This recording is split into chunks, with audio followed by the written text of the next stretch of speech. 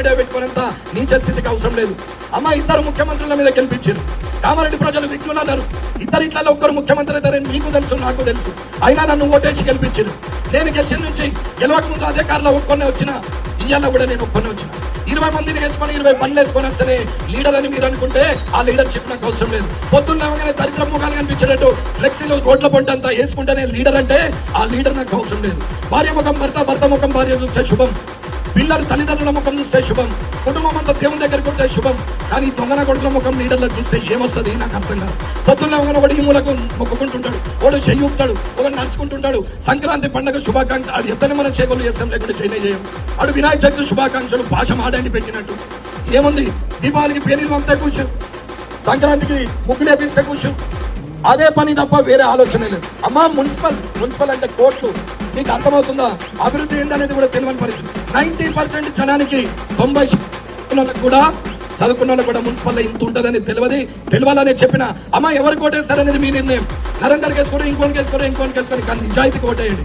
నిజాయితీగా కాకుండా మీరు అనవసరమైన లంగల్ని గెలిపిస్తే మీ కిందికి నీళ్ళు వస్తాయి తప్ప ఎవరికేం లేదు. అన్న మీరు ఓటేస్తే ఎమ్మెల్యే, మీరు ఓడగొడితే మాజీ ఎమ్మెల్యే, నాకేం పెద్ద సమస్య లేదు. నేను ఓడిపోయినా, నేను గెలిచినా, నేను పర్మనెంట్.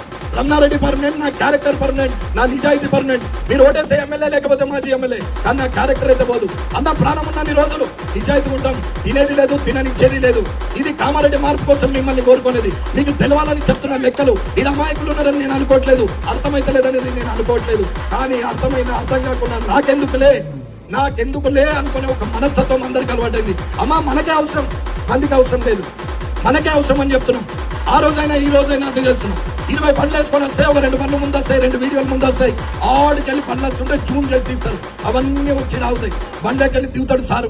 దిగిన తర్వాత మొత్తం సోమ తీస్తారు.